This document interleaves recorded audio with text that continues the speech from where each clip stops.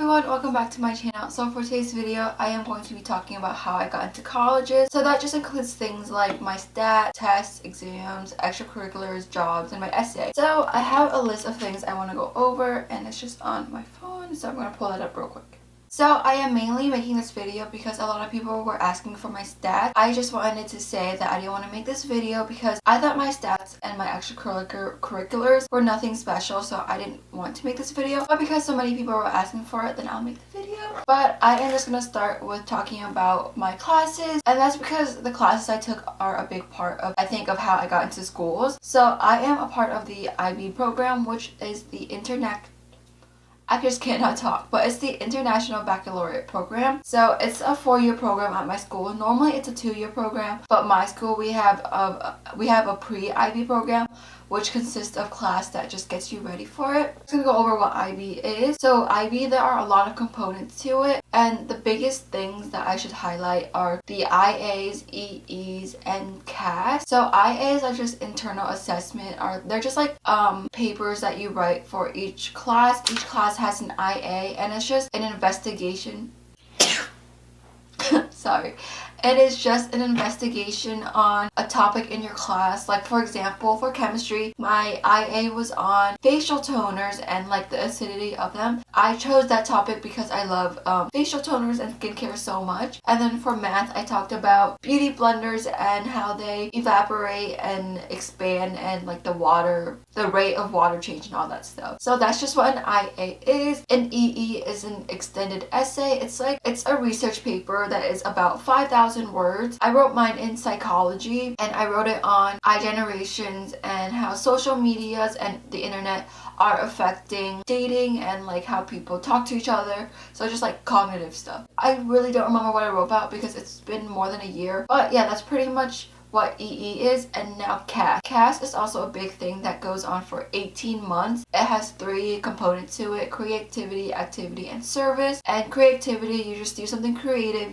For me, I did my bullet journal, and I'm using that as a tripod or like something to put under my camera, so I can't show you it. For activity, I did stuff like working out, basketball, dancing. CAS is what got me into dancing, which I'll talk about later. And then service, I did things like I helped friends working out. I went to work out with them. I taught them how to work out, and like a lot of the CAS stuff is a little bit altered, but it's still kind of legitimate. Like everyone, like there were memes going around where it was like, so this girl just went to the gym, turned her treadmill on at 6 speed for 20 minutes and just stood there. I'm pretty sure she was doing CAS or something. But okay, so that's the big 3 component of CAS. Another part of CAS is a CAS project, which has to deal with all creativity, activity, and service. So for my CAS project, I organized a Mighty Moo competition, which is a math competition for middle schoolers. I organized it, I got food, made the test, called up the schools and everything. It was me and another person, and we organized it, and it went really, really well, which was amazing. So that was like a major thing in my high school career that I am able to talk about because of CAS and because of IB. They pushed me to do it, and it was something that I had to do, but it's something that I'm proud of pulling off. So in IB, I'm going to talk about the classes I took. IB has its own like little curriculum that you have to follow. I took 3 HLs and 4 SLs. So I took higher level, HL is higher level, SL is standard level, but I took HL Bio, HL Psychology, and HL English.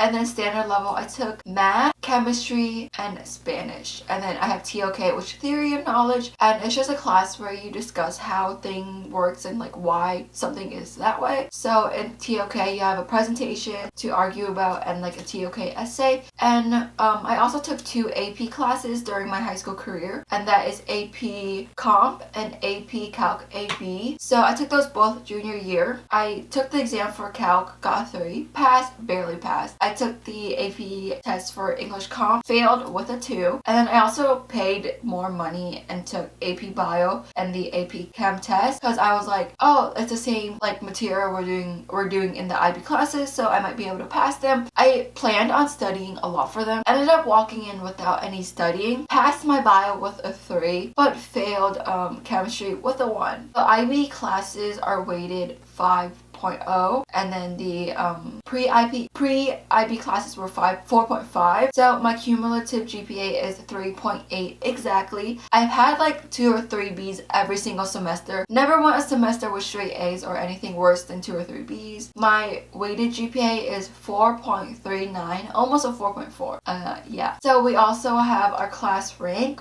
So my class rank, I have 2. One within my IB class and one that's the whole senior class. So my IB class is about 102 or 3 students. I am like in the 40s. I don't remember exactly, but it's like 40 something.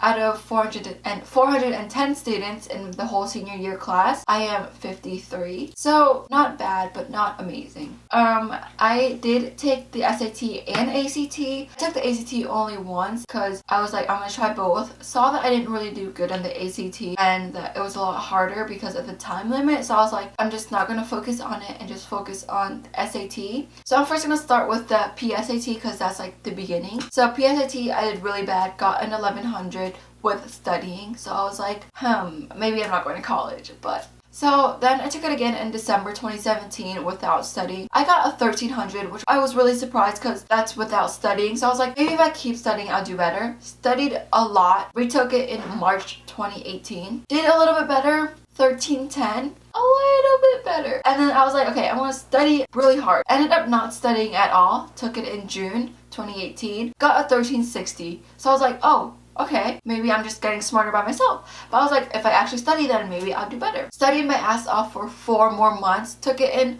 October. Got a 1320. 1320 after studying for 4 months. Like, what the heck? So I was like, I gave up. Took it 4 times. They said maximum is like 5 times recommended. So I was like, I'm stopping there and I'm just gonna report my 1360, which I did. For like UC schools though, they made me report all my scores, but they did take the 1360 into consideration more than the other scores. Okay, extracurriculars. So I am going to first go into like National Honor Society Club. So I was in National Honor Society, Spanish Honor Society, Science Honor Society, and Mu Alpha Theta. I think that's all the honor societies. I was the president of Mu Alpha Theta. So yeah, we didn't really do anything special in Mu Alpha Theta. I just ran the club. A service club that I was in is called Rojan's Sisterhood. So it's a sisterhood. So all girls, it's like Rojan's of Interact, so it's like Rojans with Interact. If you know what Interact is a boy part and then Rojans is the girl part of it. It's like Key Club but not Key Club. So a Rotary Club.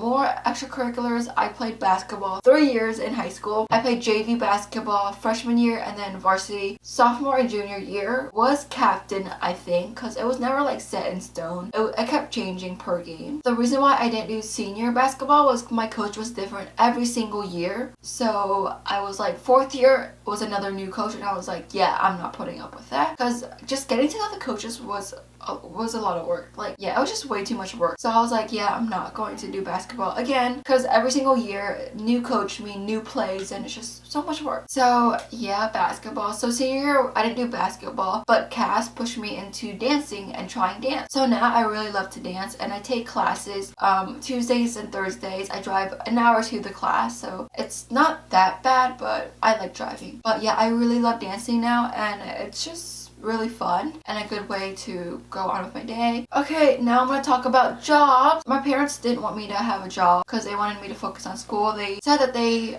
worked really hard to make money so that I could focus on school and get a good education. So that's what I did. But I got a job for 2 months at a bagel shop. It was terrible. It was torture. I woke up at 6, came home at 1. It was just too much. It was only weekends, but it was way too much. I didn't have time to do my homework because I would go home at 1, sleep till like 6 or 7, wake up, and then the day would be gone. So I was like, yeah, it's not for me. So I quit. And then I also help my dad around, which I consider a job because I do kind of get paid, but it's just like I have a limit on how much I can spend, but they don't actually give me money. But so I just like help with communication contracts and like all that good stuff because they own a laundromat and some rental homes, so I just help them around.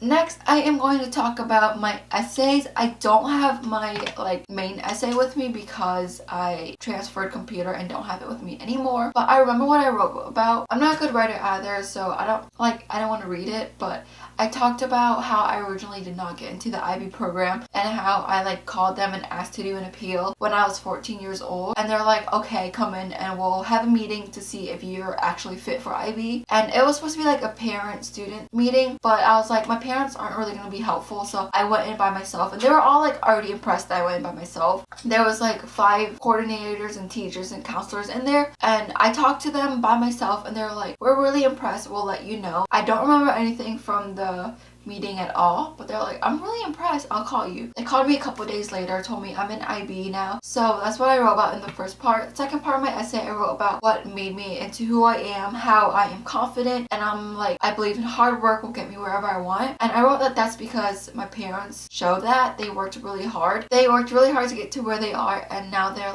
pretty successful in my opinion. I helped them with contracts and communications and all that stuff. For each school, I changed this part, but for each school, I talked about why I think I'm fit for that school and why I think that I'll be a good addition to that school and what impact I'll make. So that was just an outline of my essay. I did write appeal essays for UC Berkeley and UC Irvine, but I don't want to talk about those yet until I'm for sure with where I'm going. But yeah, that's pretty much it for everything I wrote on my applications. For my UC Insight questions, I don't really remember what I wrote and I'm too lazy to pull that up, but it's along the same line. I talked about makeup. I also talked about YouTube and how I really like YouTube and editing. And yeah, that's pretty much it. So yeah, I hope you guys find this video helpful. This video is just to give you guys kind of an idea of what I did and how I got into some of the colleges I did and what they're kind of looking for. I am also a first-gen college student, Asian American, so I think that really helped. But some schools don't consider that at all. So you should just do research on your school and find what they like and really focus on that. So anyways, I hope you guys find this video helpful to just get an idea of how you what you should aim for. You should always aim for the best, but this is just what I got and what I put on my college applications. But yeah, anyways, I hope you guys that are going into the college application next year will have a lot of luck. Plan accordingly. And yeah, I just wish you guys good luck on those applications. And that's pretty much it for this video.